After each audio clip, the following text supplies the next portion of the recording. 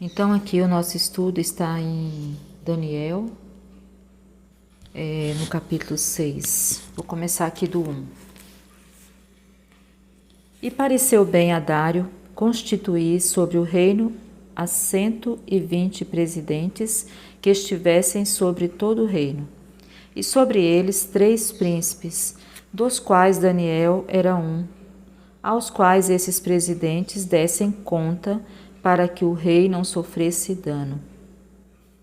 Então mesmo Daniel se distinguiu destes príncipes e presidentes, porque nele havia um espírito excelente, e o rei pensava constituí-lo sobre todo o reino.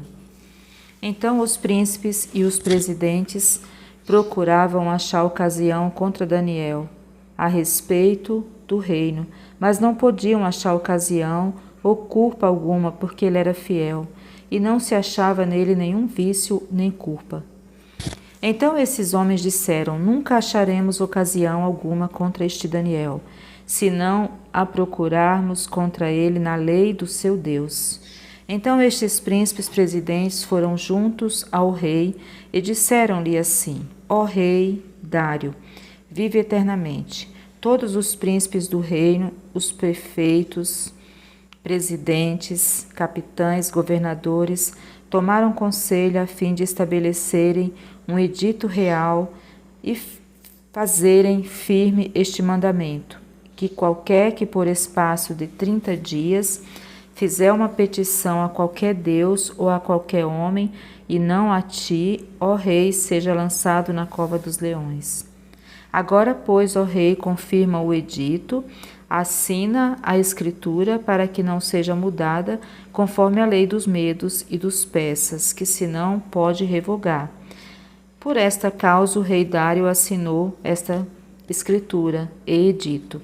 Daniel, pois, quando soube que a escritura estava assinada, entrou em sua casa. Ora, havia no seu quarto janelas abertas da banda de Jerusalém, e 3 vezes no dia se punha de joelhos e orava e dava graças diante do seu Deus, como também antes costumava fazer. Então aqueles homens foram juntos e acharam Daniel orando e suplicando diante do seu Deus.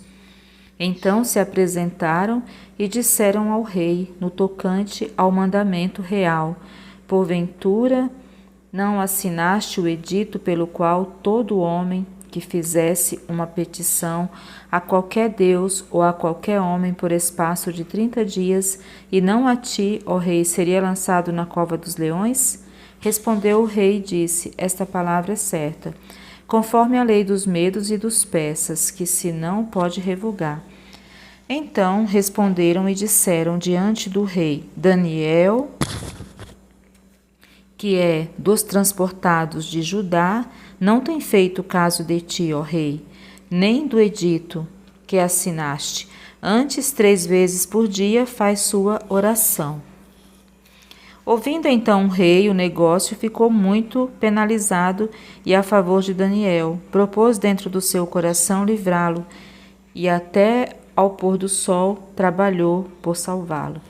Então aqueles homens foram juntos ao rei e disseram ao rei: sabe, ó rei, que é uma lei dos medos e dos persas, que nenhum edito ou ordenança que o rei determine se pode mudar. Então o rei ordenou que trouxessem a Daniel e o lançaram na cova dos leões. E falando o rei disse a Daniel: o teu Deus, a quem tu continuamente serves, ele te livrará. E foi trazida uma pedra e foi posta sobre a boca da cova, e o rei selou com seu anel e com o anel dos seus grandes, para que se não mudasse a sentença acerca de Daniel. Então o rei dirigiu-se para o seu palácio e passou a noite em jejum, e não deixou trazer à sua presença instrumentos de música, e fugiu dele o sono. E pela manhã cedo se levantou e foi com pressa à cova dos leões. E chegando-se à cova, chamou por Daniel com voz triste, e falando o rei disse a Daniel: Daniel, servo do Deus vivo, dar-se-ia o caso que o teu Deus, a quem tu continuamente serves, tenha podido livrar-te dos leões? Então Daniel falou ao rei: Ó rei, vive agora para sempre, vive para sempre. O meu Deus enviou o seu anjo e fechou a boca dos leões, para que não me fizessem dano, porque foi achada em mim inocência diante dele. E também contra ti, ó rei, não tenho cometido delito algum. Então o rei muito se alegrou em si mesmo e mandou tirar a Daniel da cova. Assim foi tirado Daniel da cova, e nenhum dano se achou nele, porque crera no seu Deus. E ordenou o rei, e foram trazidos aqueles homens que tinham acusado Daniel, e foram lançados na cova dos leões, eles e seus filhos, suas mulheres, e ainda não tinham chegado ao fundo da cova quando os leões se apoderaram deles e lhes esmigalharam todos os ossos. Então o rei Dário escreveu a todos os povos, nações e gente de diferentes línguas que moram em toda a terra: a paz vos seja multiplicada. Da minha parte é feito um decreto pelo qual, em todo o domínio do meu reino, os homens tremam e temam perante o Deus de Daniel, porque ele é o Deus vivo e para sempre permanente. E o seu reino não se pode destruir, o seu domínio é até o fim. Ele livra e salva e opera sinais e maravilhas no céu e na terra. Ele livrou Daniel do poder dos leões. Este Daniel, pois, prosperou no reinado de Dário e no reinado de Ciro, o Persa. Então aqui a gente vê que Dário, ele não fazia parte do povo de Deus, né? Mas ele aprendeu a admirar o Deus vivo. Ele tinha temor pelo Deus vivo, né? E aqui aqui é política, né? O começo aqui mostra que a política sempre existiu, né? Então aqui foi necessário que constituísse sobre o reino 120 presidentes que estivessem sobre todo o reino, né? Aqui seria 120 políticos, né? 120, enfim. Aí, sobre esses tinha os 3 príncipes, né? Dos quais Daniel era um, e ele se destacava entre eles, né? E esses presidentes, eles tinham que prestar contas, né? A esses príncipes, né? E aqui nasceu a inveja, né? E eles fizeram esse plano aqui para poder tirar o Daniel de circulação, né? E Daniel sempre foi um homem temente a Deus, que andava ali, né, corretamente. E ele tinha o costume de 3 vezes por dia se separar para orar, né? E ele continuou com o costume dele, mesmo diante desse edito aqui, dessa lei, né? E quando Dário fez essa lei, ele não achou que ele ia prejudicar Daniel. Mas uma vez que ele tinha assinado, ele não podia voltar atrás, né?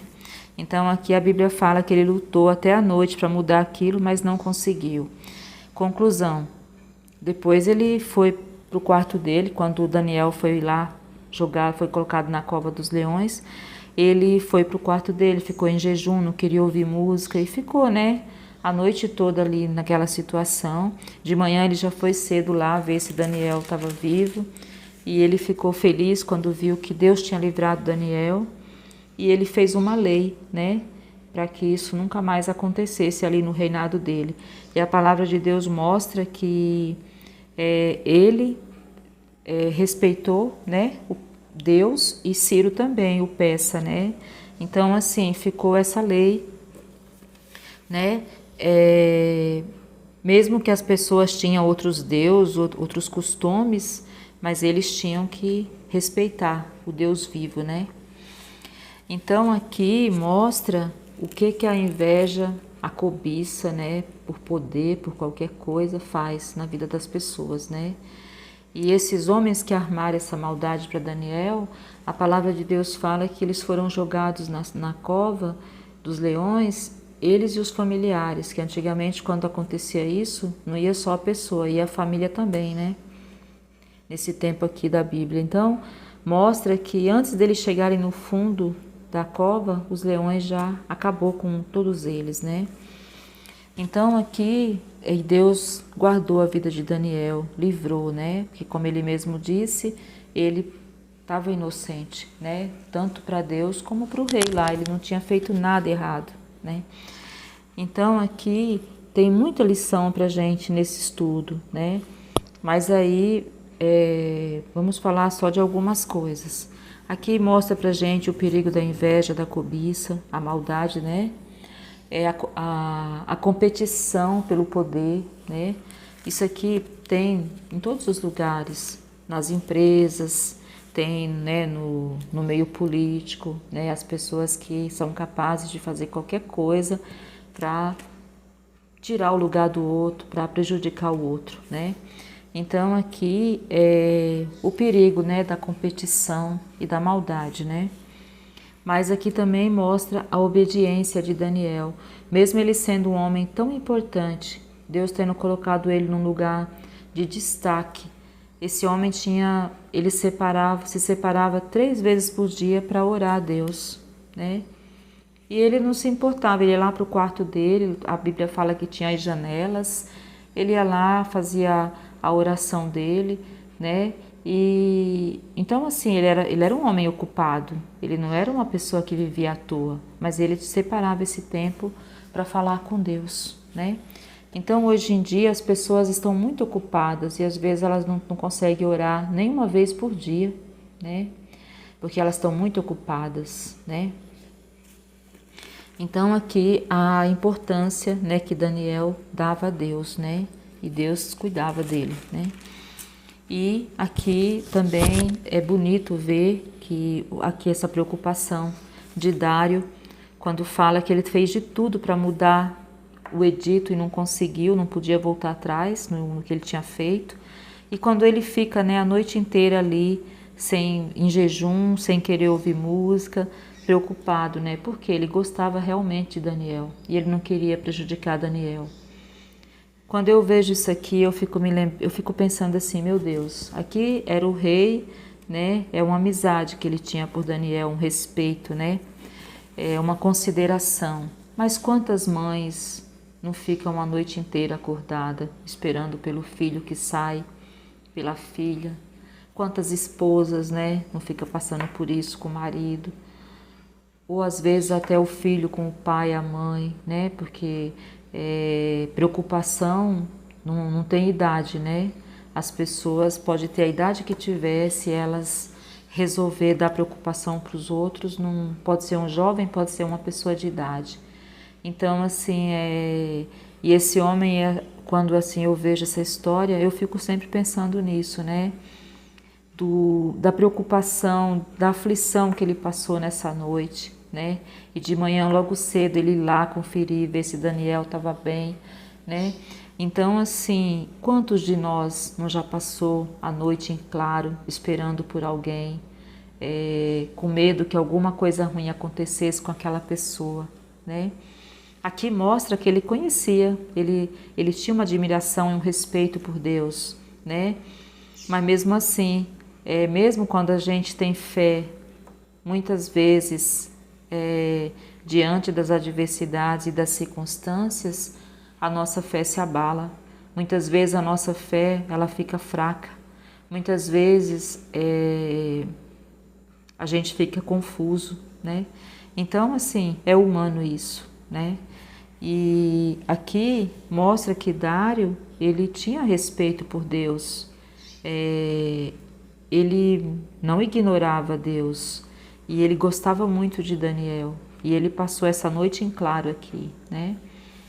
Mas o que a gente vê aqui nessa história, depois ele fez essa lei, né?